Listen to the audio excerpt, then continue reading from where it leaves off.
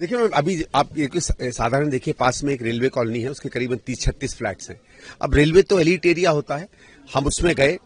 एक तो वहां लाइट्स नहीं है। आप समझो, इस समय जहां दिल्ली में इतना क्राइम होता है और एलिट एरिया है, वहां लाइट्स लगनी चाहिए थी।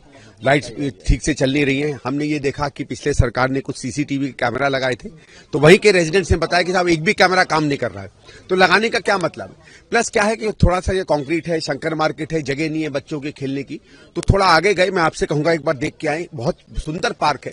लेकिन अगर आप पार्क देखेंगे तो ऐसा लगेगा कोई कूड़े का केबिन है। अगर पार्क चलता होता, और ये लोग बता रहे हैं कि पहले जब शीला जी यहाँ विधायक थी तो पार्क अच्छा था, हरा भरा था, इन लोगों के लाइट थी, उसमें हो जाता था, बच्चे उसमें एंजॉय करते थे। तो ये ऐसा है कि छोटी छोटी समस्याओं को अगर यहाँ के विधायक और लोग ध्यान नहीं देंगे तो छोटी समस्या फिर बहुत बड़ी बन जाती है।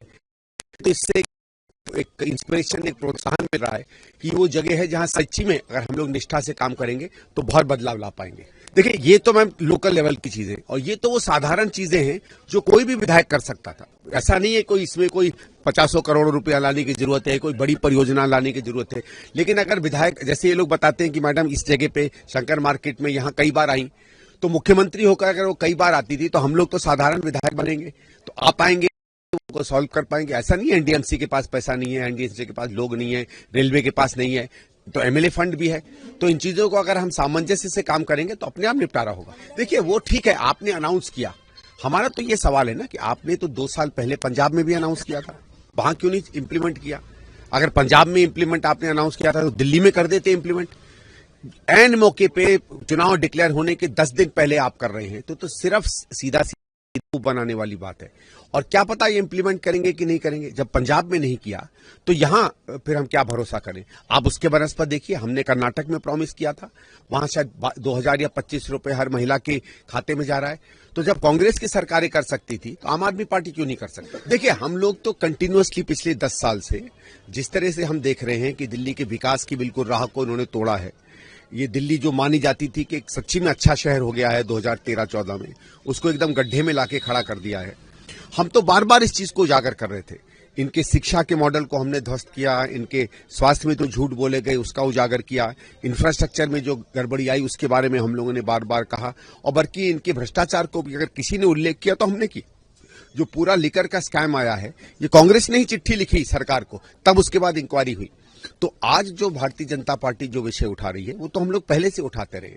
पर देखिए, हमारे लिए महत्वपूर्ण चीज ये है कि हम लोग, क्योंकि विधायक का चुनाव लग रहे हैं, यहाँ क्या काम हुआ या क्या नहीं हुआ है, क्या लोगों की अपेक्षाएं होंगी उनके विधायक से, हमारे लिए वो भी उतना ही महत्वपूर्ण है जितना स्टेट लेवल की बातें। नहीं, देखिए, सुरक्षा का तो है ही मेन मुद्दा। और देखिए, सुरक्षा में बहुत आसान है कहना कि लॉ एंड ऑर्डर पुलिस के पास है, लेकिन खासकर महिला से जुड़े जो अपराध होते हैं वो एक मानसिकता भी होती है, जिसमें हर पुरुष, हर लड़का, हर व्यक्ति महिला को सम्मान की नजर से देखे, उसके अंदर में बराबरी की भावनाएं, सम्मान की भावनाएं। और ये चीज देखिए, सामान्य क्राइम नहीं होता है महिलाओं के प्रति जो क्राइम होता है, उसका एक सामाजिक परिप्रेक्ष्य होता है, वो एजुकेशन से आता है।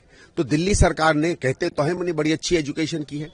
अगर ऐसा कुछ है तो आपके लड़कों, जो लड़के निकल कर आते हैं इन स्कूलों से, उनके मन मस्तिष्क में बदलाव क्यों नहीं आ रहा है?